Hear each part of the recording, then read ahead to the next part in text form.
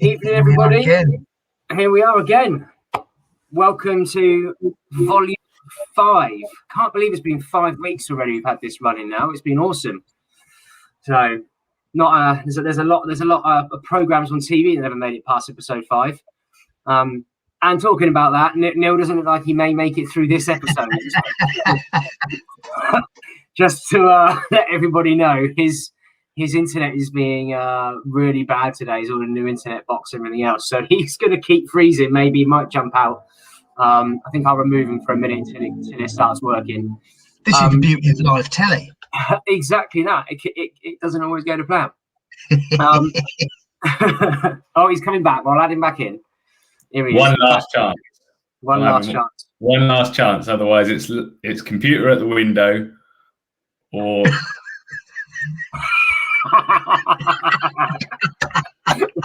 We never got to find out, or did we? No. Well, we'll leave Neil for a minute. I think he's there. We'll just leave his little face there for a minute. Don, we've got a really, really interesting topic to talk about tonight, haven't we? Well, I think so, but I'm a bit of a mortgage advice nerd, so we'll see whether dear listeners agree. But yeah, I wanted to talk about credit ratings and credit reports because they're really important, and I'm not sure, based in my experience, I'm not sure how much people really understand what they are, how they're used, and what sort of problems you can store up for the future if you're not on top of things. So I just thought it was worth kicking that around for a bit. It's very detailed.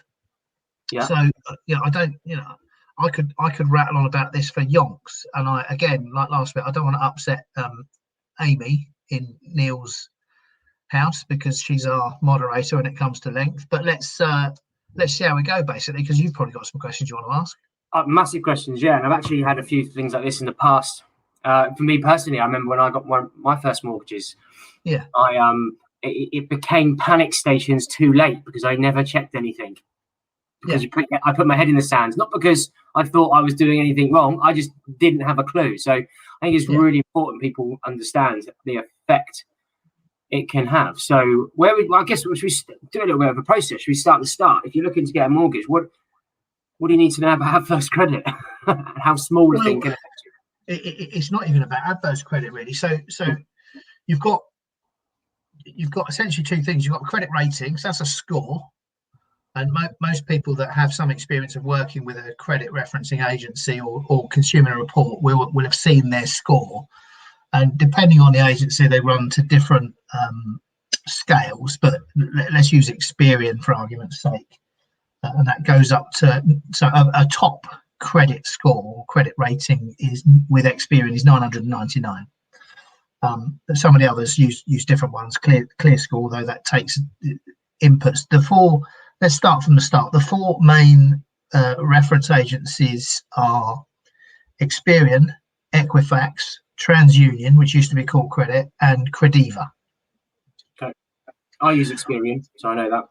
Yeah, Experian is quite a popular one. And Mike Robson, I saw on, he did a bit of a Facebook Live. He was talking about Credit Karma, which used to be called Noddle. That I think also takes data from Experian and possibly TransUnion. So it's a bit like Money Saving Expert, Martin Lewis.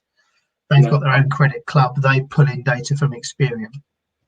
So the 4 agencies directly, you can subscribe to them and take your report, or you can get these other aggregators or disruptors, if you like, that are offering the free service, but actually pulling in data from the underlying agency.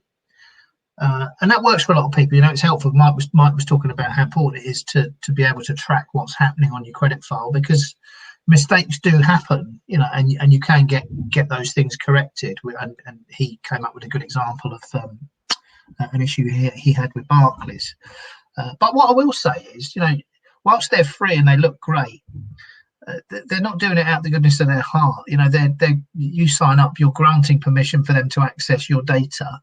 And then they're using that data to target you with advertisements from other businesses that are paying them to participate, to show you products that you might qualify or be interested in. So you need to use it for the right reasons, and don't don't get sucked into the marketing message.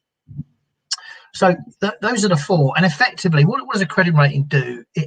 It's a typical way of how a lender assesses you. So if you apply for credit, and that's not just a mortgage, the same applies to credit cards, personal loans, car finance, store cards, you name it, even utilities, they will all assess your credit rating. And it's really a guide of how likely do we think, based on this score, that this person's going to be able to pay back the money if we lend it to them. Yeah, how secure are they? Are they going to be reliable, basically? Yeah, and the score is determined by your previous performance. So if your previous performance in your credit commitments that you've made have been perfectly executed, i.e. you've met your commitments month in, month out, never missed a payment, you're going to have a great score, or a rating, whichever term you want to use it. If, however, you've had a few blips, you've made late payments on credit cards or loans or store cards or things like that, that gets captured in the report and it drags your score down. And what the lender's seeing when they're assessing you is they're thinking, well, okay, the rating isn't very good. What's in the underlying report? And they're looking for evidence of how does this person manage their money. Yeah. And are they going to? Yeah. But in this case, past performance is generally a guide to the future. Similarly, you can also have a poor rating because you've never really had much credit. I was going to ask about that. There's two examples. One example I've got, one personally, that said a number of years ago, I was looking at a mortgage, and my credit rating on Experian came in at 600 and something at the time. So out of that 999. And one of there's a few different reasons on there. One of them, I wasn't on the electoral roll, how you say that. So I wasn't registered to vote. So that made a difference. That affected it. I had a missed payment on closing down a credit card from 3 years before. And it was like a £40 payment from when I was like 22.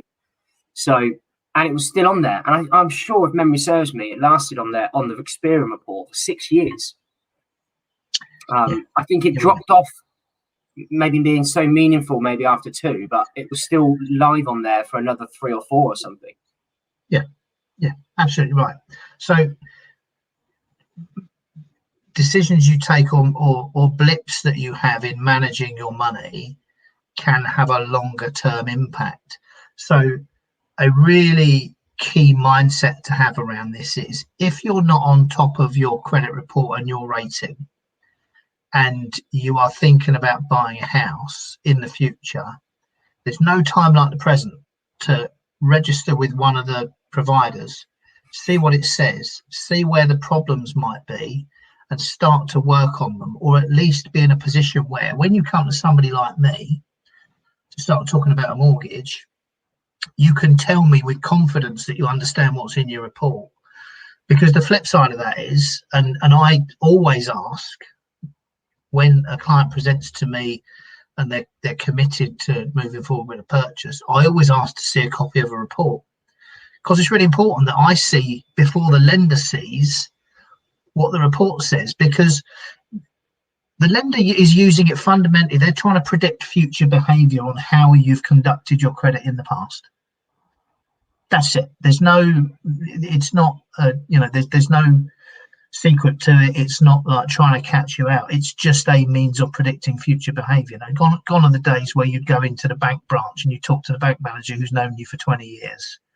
And, those days are gone. So these are just used to predict future behavior. So understanding where you are now, and arguably, and this might come as a bit of a shocker, if you are not on top of your credit report, you should be looking at it now and giving yourself a year minimum to try and get that back on track, if it isn't. Oh yeah, I was going to say, it took me about a year to get it up to over 850. which was then deemed as like good. It wasn't even great; it was good. And then from there, it's built back up to where it needs to be. But it did take a long time. Well, the good thing with Experian that I found, this is my personal experience, is you don't have to pay for it all the time, but I paid for it for a period of 6 months where you have a monthly subscription, and it actually gives you more depth and guidance as to how to increase it and what to do step by step. So that really helped me. Yeah. But I had to take time to get that right. And actually, I think the advice I was going to mention there, Dom, was, I suppose it doesn't matter what age you are when you're looking to buy a house. If you're thinking about it, it's important to start thinking about this now. But also, if later on or anyone now is watching that is a parent that has, children that at some point at 18, 19, they're going to be thinking about buying a house. Not yet, but probably when they're 25, if they can save the money, they might want to in all these different schemes for them. They don't want to be what I did when I was 18, which was just go on holidays and spend all my money on credit, and then I couldn't pay it back. And it was just everyone does it, that sort of thing. But maybe it's just having that word of advice to say to think about your future. Isn't it? I saw a meme on Instagram yesterday, and it was written on the back of those AirPod things that people put in their ear. Don't fit. I've got small ears. I can't use them. But it was written on the back. It was, we spend money we don't have on things we don't need to impress people we don't like. Yeah, so true. It's so true. But that's like when you're young, you want the latest Air Force Ones from Nike and the latest tracking and all that sort of stuff, and the AirPods and the iPhone and that sort of thing. And because credit's readily available, you've got to make sure that you manage it early, because decisions you make when you're young can still be affecting you 5-6 years down the line. Of course it can. And credit comes in so many forms, doesn't it? Even like you say, a phone bill. Getting a phone on finance and getting a phone bill. That's a type of credit you're borrowing to have your phone. I mean, I guess that's another way. There's so many different ways to get it. I suppose the other thing was, we touched on it before, and we're going to come back to actually, is this one here: how to gain credit. Because you said about what happens if you've never had any credit, as in you've never borrowed, never any history, and then you want to go and get. What would you say to that then? How would you do that? Yeah, so having no credit history is almost as bad as having a poor history, because it makes it virtually impossible for a lender assessing you to make any sort of predictions about how you would be able to manage it. So the actions to take really are to start small and build as you go. So most mobile phone contract, great example, because that is a form of credit that you will be offered, and it will be recorded. And if you can maintain one of those, you're going to start to build credit. You could take a credit card, with a very small balance, a credit card builder one, or one from your bank if they'll assess you for it, and just spend, I don't know, to buy something a month to pay it off. Just demonstrate that you can manage credit. Yeah, I was going to say, do you know what I did with that actually? When I used to work, long time ago, I used to work in sunny Swindon. Yeah. So I used to have to drive there every day and drive every day back from Reading. And I had a credit card with about £500 limit on it, not a massive one. But what I used to do was put all my petrol on it that I'd used. And then when it got to the end of the month, I'd pay that petrol back out of my bank account. So I wasn't ever gaining interest or anything like that. It was just an extra payment, but it would mean that I was having credit and paying it back, and I was going to be spending it anyway, if that made sense. Yeah. So it just built up a bit of a report called credit rating behind. So you got some history. Yeah, because the credit report doesn't contain everything about you. So student loans, for example, they're not recorded on credit reports. Okay. If you got a parking or driving fine, they're not on there. If you get to a decline for an application for something, that's not stored on there. It is really about how you've managed credit commitments that you've had in the past, and it's a predictor of future behaviour. That's all it is, really. Yeah. So, what's the impact of? Because you could be thinking, oh no, I've got a couple of late payments on my report. What am I going to do about it? Well, it's not the end of the world, because this is real life. People make mistakes. They set up a direct debit to pay a bill, but they've had something else has come out, and the direct debit bounces, and therefore that shows as a late payment. It happens. Yeah. And lenders realise that happens, and so the odd blip you can get away with, but it really is the odd blip. So if you take this to the nth degree, where you're applying for a mortgage, most lenders, I mean, some are out and out clean credit. They don't want to see any blips, otherwise they're not interested. And it can be that harsh. And just on that as well, are those lenders, just out of interest, are those lenders usually the ones that give the best rates, or is it just luck of the draw with that part? I mean, rate has something to do with it, but that's almost like another layer of complexity, really, in terms of what a poor or adverse credit history can cost you when it comes to people granting loans and things like that. Okay. It's more about some lenders are out and out clean credit.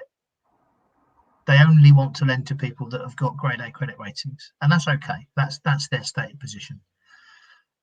Most will accept the odd blip, and what I mean by the odd blip is, if you're going for a mortgage and you've made a late payment or two on a unsecured loan or a credit card, there are a lot of good high street lenders out there that will say, okay, we'll let it pass, providing, of course, this is where the complexity of the modern market comes in. If you're trying to borrow at high loan to value and you've got a couple of blips, they'll probably say no, because they want, in this environment where they're still treading carefully, they're worried about the market, they're worried about the economy, they're worried about jobs, and they have this fundamental requirement to be lending responsibly.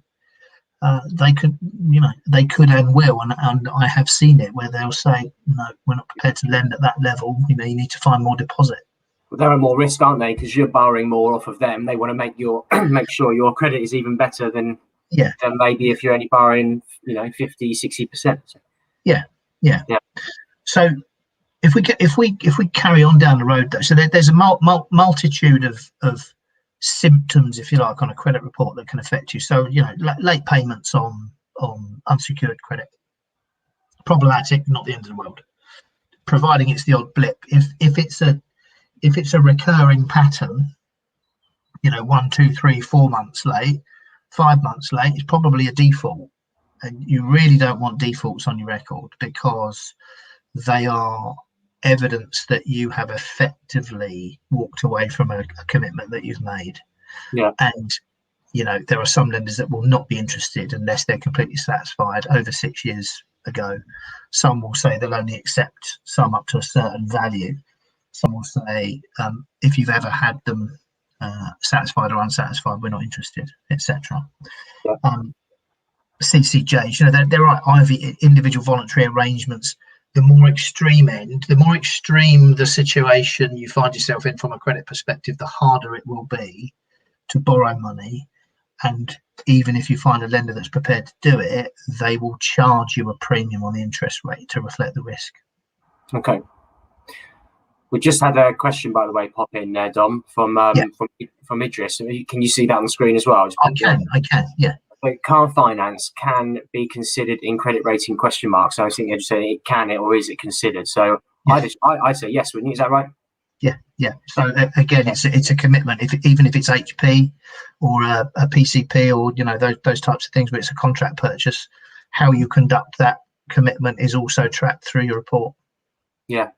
So there's a lot of different things. I guess anything where you're sort of borrowing money, aren't you? In a nutshell, that you don't own the product or whatever that you're. Yeah. The fundamental is lenders like certainty. When they're assessing you, it's a bit like going for a job. If you're going to ask them to lend you money, they want certainty as far as humanly possible when they underwrite you as an individual, that you're going to keep your commitment to repay that money when you're supposed to repay it. So if you commit to a monthly amount for a certain period of time, you stick to it. And if your track record suggests that you can't stick to it, or you are a bit up and down, that implies you can't manage your money properly. They will start to think, hang on a minute, is this a good Is this a good loan to make? Yeah. So the more consistent you are in meeting your commitments, the more creditworthy you are, because the lender thinks, yes, that person can evidence, we're comfortable that they can manage their money properly. The other thing that is not popular with lenders, and you should avoid it like the plague, is payday loans. Yeah, is that because that's the type of lending? It shows that you're last minute trying to get some money in, and actually they're aware of that, so clearly you can't manage your finances. Yeah, exactly that, Dan. Exactly that. If you're having to rely on payday loans to get from payday to payday, by definition, it looks like you're not in control. Yeah, and yeah. If you're going for a mortgage, they'll be thinking, really, it's really just not.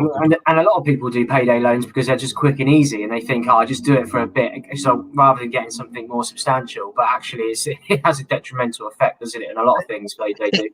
It's not obvious that it can count against you. It's made to be so easy. I mean, it's ridiculously expensive. I think most people would agree.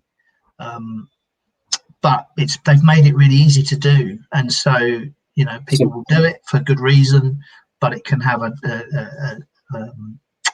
detrimental effect on them from a creditworthy assessment basis. Steer away from payday loans, people.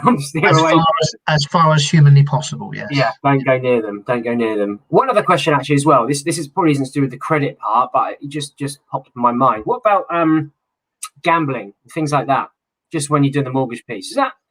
I keep hearing things. I don't know how true it is or not. The part I like to have a flitter on a bit of Sky Bet and a bit of Sky Vegas and things like that at the moment. Especially now I'm locked down a bit more. I've had a bit more time to myself.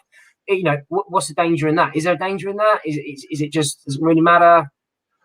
If it's the odd punt, fine. If you're online betting through your bank account and you have to present a bank statement to the lender and it's Paddy Power left, right and centre, the alarm bells in the underwriter's head will start going off. Okay, fine. So you should avoid it. Again, this is about preparation. If you go onto our website, there's a guide to getting mortgage ready. We talk specifically about that in terms of the things to avoid as well as the things that you should be doing. Yeah. What's your website, Tom? I'll type it on here quick. themoneyguardian.co.uk. Oh, I'll do that now. Okay.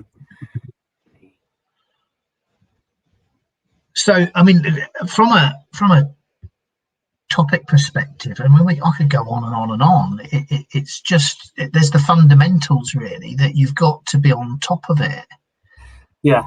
And make sure that you understand if there is a problem, how can you resolve it and how long will it take you to resolve it? And fundamentally, if you are struggling to manage your money, there will be ways of getting yourself back on track. So, for example, when I do a piece of advice with a client, particularly first-time buyers, people going out into their first property, I will offer to help them to create a before and after budget planner so that they can see, well, what my costs be after completion. And if you get yourself straight on that front, and then you track your expenditure against those things, and you're sure when they're going out, you give yourself a much better chance of success, and then that becomes a habit. You start to manage your money better, even to the extent where you get paid your salary into one account and you create another account. Particularly if you're a couple, create a joint account, and then if you're sharing the bills or however you're working it, you work out your overall household expenses, your mortgage, your council tax, your utilities, everything else. You just lob that money in there and forget it. And whatever's left in your current account is your money. I was going to say, it goes back to what we've been saying throughout every single episode of everything we've been doing. It's all preparation is key, no matter what. And this is another big part of it. This is probably the earliest prep, isn't it?